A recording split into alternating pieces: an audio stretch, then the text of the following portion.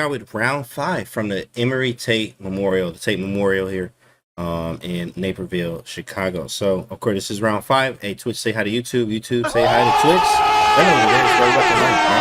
So this is coming straight off that crazy round 4 win where I crushed that international master with that wicked attack with the Nimzo Larson. So make sure y'all go watch that video if you haven't seen it already. So this one, I'm fresh off of 1 international master win. Then I have the black pieces. So now with the black pieces here, I'm like, yo, I want to go for another crush here, really. So, but you know, King's Indian is tough to play because like over the board, it's very hard. You are cramped and you have to be very accurate in situations. You got to sack pieces sometimes where engine-like play. If you go look at that King's Indian playlist, you'll see what I'm talking about there. It's difficult. So he goes D4. I go E6, right? Because I am actually comfortable playing a French here, believe it or not. Bruh. Because I played French for a long time, and I also have found some new files that make me say otherwise about the French. So I like to play French sometimes and Sicilian, and like just mix it up to be flexible. He plays C4. I go Knight F6. He goes Knight F3 here. And in fact, in his files, I was prepping only Knight to C3 because I was ready to play a Nimzo Indian, which is pretty sharp, and especially the Nimzo Indian that he plays, which is like F3, C5, I go B5, I sack, like the knight goes, bro, it's about to get nasty, right? Crazy stuff happens. So he goes Knight F3 and it completely surprises me. So I'm like, bro, already, I'm like, well, here we go. So now I have the choice, do I play Bogo Indian? Do I play D5? Or do I play B6, Queen's Indian? D5, I mean, of course I can go Queen's Gambit Decline here, but I mean, or Taras, like, this stuff is very, very boring. Very, very boring. Not a fan of it, and I think chess should be fun, right? Always. So I played B6, in fact, which is the Queen's Indian. This is different. So this is actually a good opening. In fact, it's the reverse Larson system, but it's a tempo down. But in fact, if you look at my round 4, I had the same setup, but I'm doing it with black now, right? So I'm same setup. Of course, he goes G3, but going H5 like I did in that other game, it's not going to work because I'm a tempo down. So G3, Bishop B7, Bishop G2, Bishop B7. Castles, castles. He goes Rook E1, right? This is the position. This is sort of a waiting move here. He wants to end up playing E4. Joel, thanks for the follow. Doing some analysis here. So Rook E1. I strike in the center with D5. Immediately D5. He takes. I take back. And then Bishop F4. He, developing his pieces. So I thought for a while here, and I'm like, what does he want to do next? Probably Knight C3, put some pressure on Rook C1, stuff like that. So I make a move, very strong. I go Knight E4. So I'm like, yeah, I want to stick the Knight here. Go Knight D7, Knight F6, maybe even F5 in some cases, and maybe even G5. And just like go for it. You know what I mean? Like really just go for it here. So Knight E4. He goes Knight C3. I go Knight D7 because taking it is probably like not the best. Like he doesn't want to really capture this. So after Knight D7, there's Rook C1. And now he's threatening. Believe it or not, if you make a move like Rook E8, he can actually take on C7. Boom. You're done. Bruh. You're done. Like, whoa. Queen takes, and then he can take. Knight takes E4. Hitting the queen. Crazy little tactic. So I saw this, and I'm like, that's kind of annoying. So I go C5. He goes H4. Very unexpected move. I mean, this is all simple moves so far. Knight F6 except H4. And this is not like the critical moment's not here yet. He takes with the he takes my pawn. I take with the bishop, and then he goes Knight D4. Okay, so in this position, right, we have a isolated pawn, but we have activity. The pieces are active. And we need to be careful. So it's black to move. What do you think you would play in this position here? We've gotten to this position so far. Pieces develop. We need some plans. What do you do? What do you think?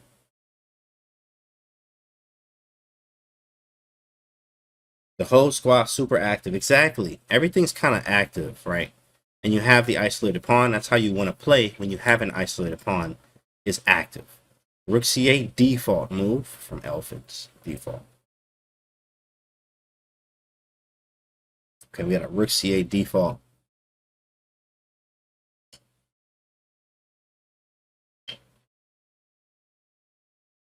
Knight G4. Okay, Knight G4. That's aggressive. Very aggressive. Rook E8. Okay. Nice. Knight H5. Okay. I like it.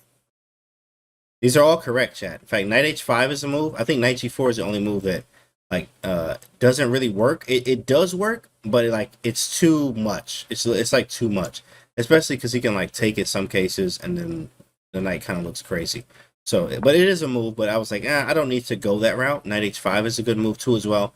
But what I chose, yeah, f3 makes it kind of wild. Exactly. This is an amazing stream. Thank you, man, Colorado Drifter. Thank you so much. So I play queen e7. The idea here is I want to stay flexible. I want to stay very flexible. Knight g4 at some point. Maybe put the rooks to the files like this, right?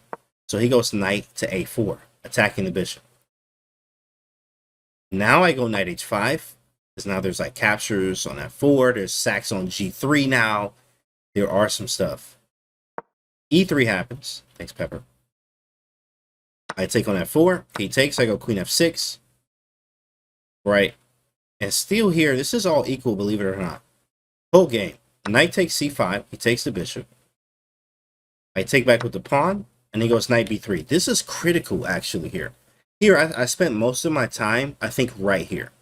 So it's black to move, chat. What do you do in this position? It's a very complicated position, in a way, because you have bishop takes e4.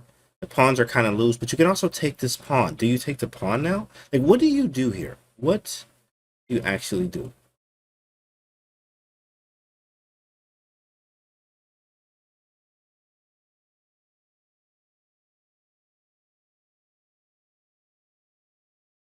On c4. What's good? What up, Chaotic Diamond? What's good? Yeah. Keep it all defended, okay?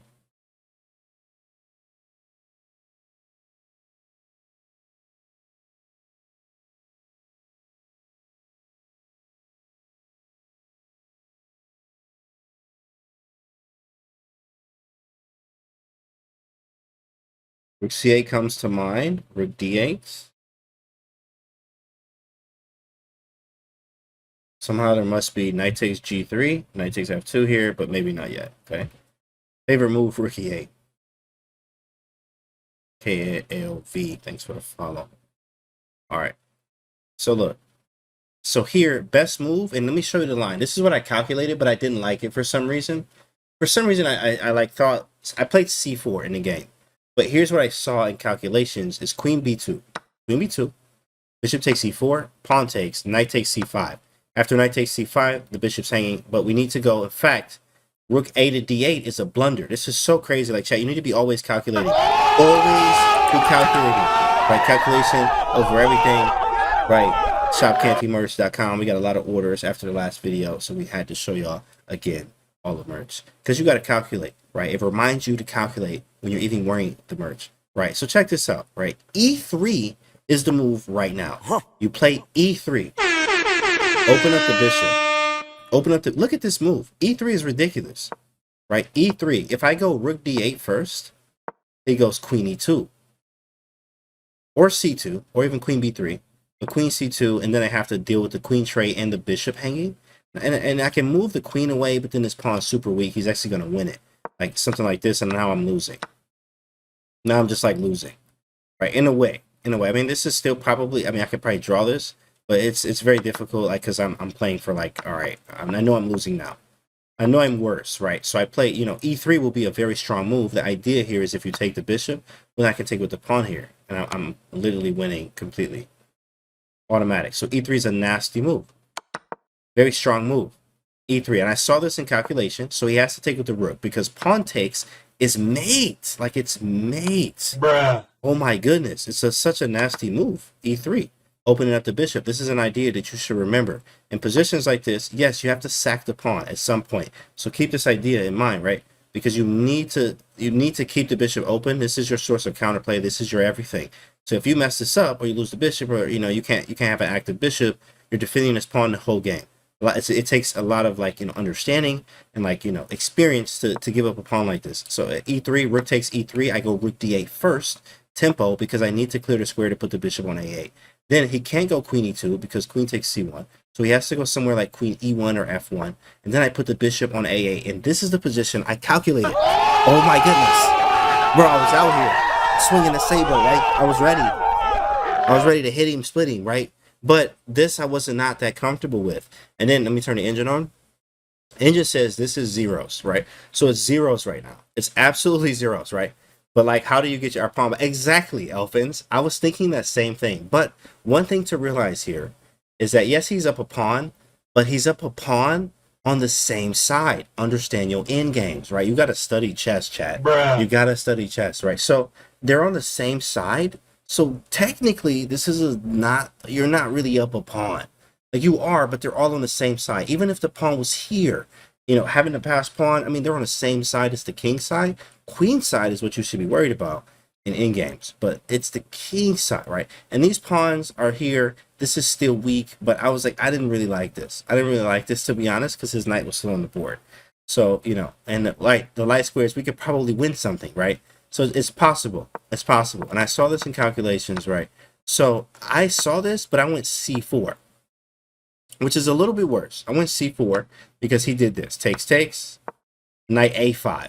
And I was like, okay, this is the same thing. I have rook a to d8, queen e2, and bishop a8. And I wanted to keep the option here to play e3, but I wanted his knight on a5 instead of c5.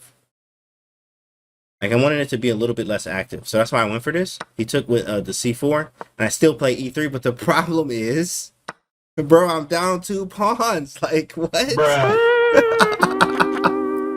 Garbage. Bro, I'm down 2 pawns instead of 1. Right?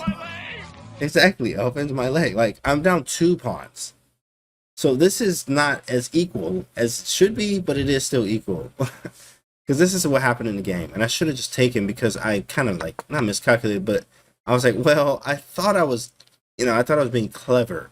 But in fact, I'm not, right? I should have went the other way and grabbed the pawn, because I gave up both of these. But the fact that this is still closer to equal, right? He's up 2 pawns, but the engine right now says he's only up like 1.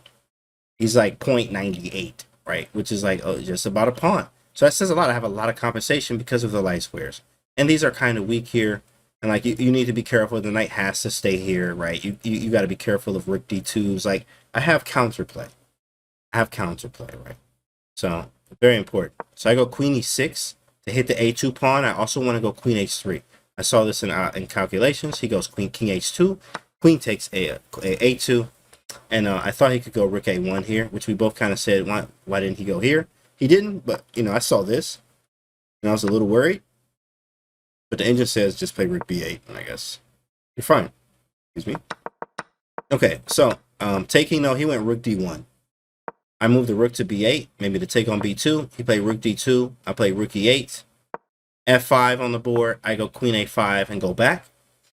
Rook to c1. Or rook to d1. I go queen e5. He goes rook d4 and then offers a draw here. Actually, I offered him a draw, I think, around here. Something like queen e5, I don't remember. But he offered a draw at rook d4. I could just take this, but, like, this is already, like, you know, I've already given up a pawn. I could take this right now. Takes and then take here, but I accepted the draw here. So right after win with white, draw with black, right? It's the standard at the higher level too as well. This is like, I don't want to push anything. You know what? Cool, I'll take the draw. So we took a draw here, and I got a draw, you know, right after that nasty win I had with the white pieces, right? So this is the draw game, and then we'll go into the next game tomorrow. So make sure you guys subscribe to the YouTube, watch the other videos in this playlist for the Tate Memorial, and we'll see you guys on the next video.